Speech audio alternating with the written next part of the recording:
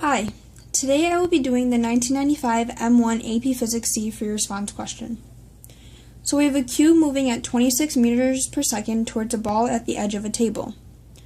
It hits the ball, then they both fall onto the floor and make some trajectories down.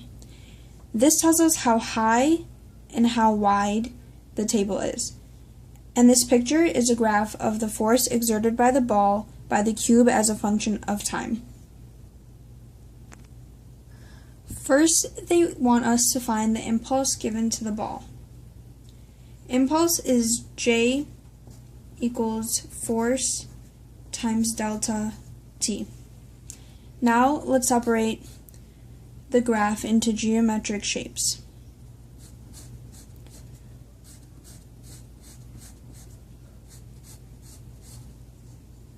So let's say J equals 1/2 times 2 times 4, and we have to multiply this by 2 since we have two triangles that are the same. And now we add the rectangle, which has a width of 2 and a base of 2. So the impulse will equal 12. When we look at the units, we can cross out 10 to the third newtons and 10 to the negative third seconds, and we can replace that with the newtons times seconds.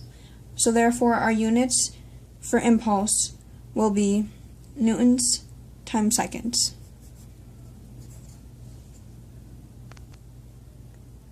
Next, they want us to find the horizontal velocity of the ball after the collision. We know that J equals the change in momentum. We have the impulse as 12 newtons times seconds, equaling the mass of the ball times the change in velocity of the ball. We know the mass equals 5 kilograms, and the velocity would be final minus initial, and in this case, the initial is 0.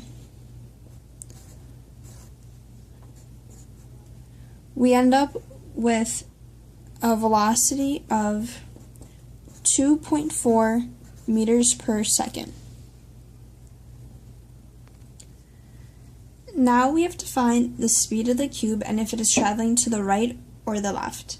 If our value for speed is positive, it will be going to the right, and if speed is negative, it will be going to the left. We know that J equals the change in momentum. Since the ball was 12 newtons times seconds, the cube has got to be negative 12 newtons times seconds. They should be equal and opposite. We know that the mass of the cube is 0.5 kilograms times the final velocity minus the initial velocity, which is 26 meters per second. So the final velocity calculated is equal to 2 meters per second. And because this is positive, the direction of travel is to the right.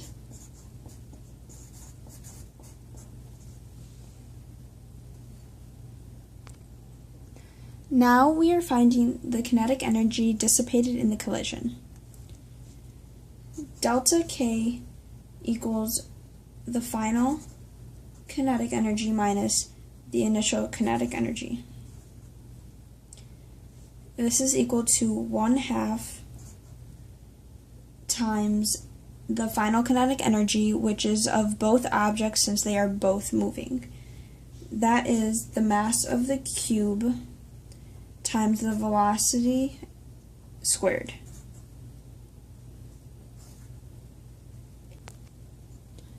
We have to add that to 1/2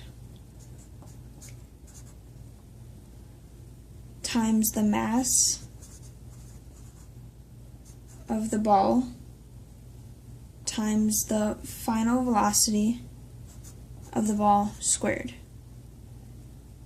And now we subtract all of that with the initial energy, and that is 1/2 times the mass of the cube times the initial velocity of the cube squared. As a final answer, we get 154 joules. Now we have to determine the distance between the 2 points of impact of the objects with the floor. We need to figure out where these objects will be when they actually hit the ground. We know that the distance in the y is equal to the original velocity in the y times the time plus 1/2 gt squared.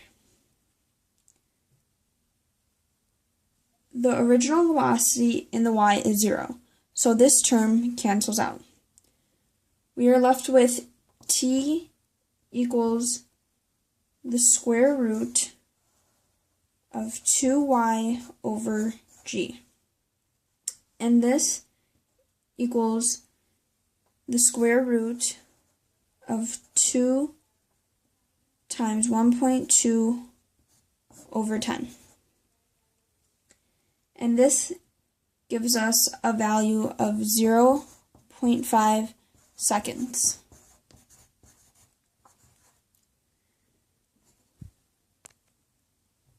Now, because we are moving left to right, we know that position is equal to velocity of x times time.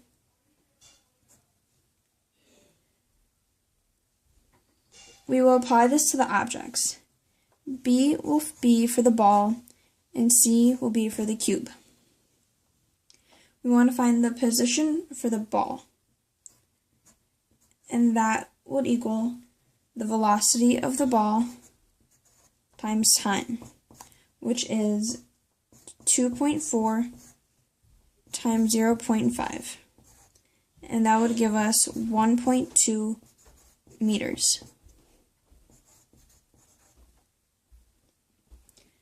Now for the position of the cube, it equals 2 times 0.5 seconds, which is equal to 1 meter. So to find the distance between the 2 points of impact, we just do 1.2 minus 1, and we get 0.2 meters.